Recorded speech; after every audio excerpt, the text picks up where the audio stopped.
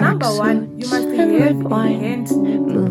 So a hand needle, you can use it. Hello guys, how are you? Welcome back to my YouTube channel. So this is Nati the designer. So today I want to tell you what things that you need for you to start a sewing business or for you to start learning sewing.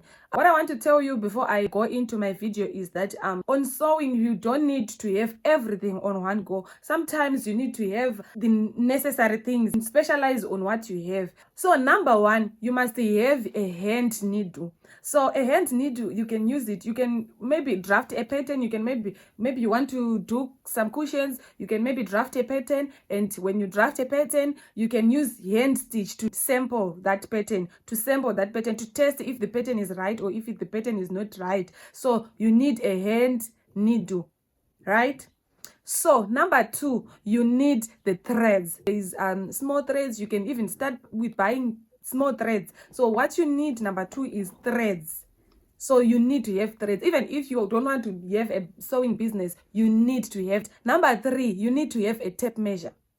You need to have a tape measure. Tape measures are only here in Cape Town. Sometimes you can get them like 10 rand, 12 rand or 6 rand. It depends where you are buying it or which shop are you buying it. But it's a must to have a tape measure, especially when you are a woman. Even if you don't want to do a sewing business, but you can have your own tape measure in the house. Sometimes it can help you when you want to buy clothes online. You can use a tape measure. Remember, those online clothes, they put a description so that when you want to buy something, you can even measure yourself. Then after measuring yourself, you can check if that thing is gonna suit you well, right?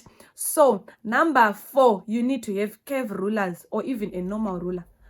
That's a must, guys. So curve ruler, as of me, I don't have a curve ruler. I just curve with my hand. So I think it's because maybe when I was taught to do sewing, I was taught without a curving ruler. So I'm just used to do it. But now I use that, I use the normal ruler to measure my stuff and so forth, so forth. So number five, you need a tailor's chalk or a fabric marker.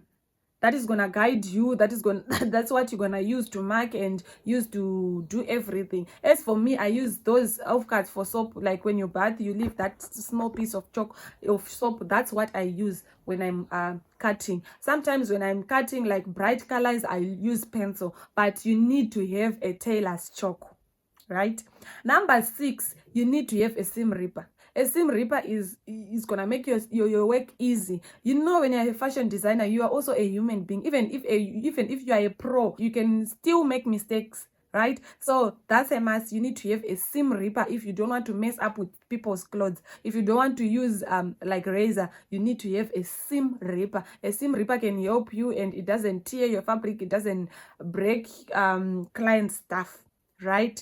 So number seven, this one is going to be maybe a little bit difficult, but still remember, on the first one, we said you must have a hand needle. So if you can't afford number seven, you can use number one. So number seven is a hand sewing machine. A hand sewing machine can help you. Maybe you want to make your samples again, like I said, on number one, you can use that hand sewing machine. If you have enough money or if you invest, you can buy a domestic sewing machine. If you don't have money if you have enough money, you can buy a real sewing machine. So it's up to you guys. It's up to your budget. It's according to your budget. You can buy as little as you can afford. So yeah, guys, don't stay home and say I can't do sewing because I don't have this, I don't have that, I don't have that, I don't have that. You can make your samples with hand sewing. Then maybe when your sample pass, you can take that sample to a sewing machinist so that she can stitch that sample for you. But you must first start with making samples by yourself with your small equipment that you have. So don't wait until you raise like $1 million or 1,000 rands for you to start a sewing business.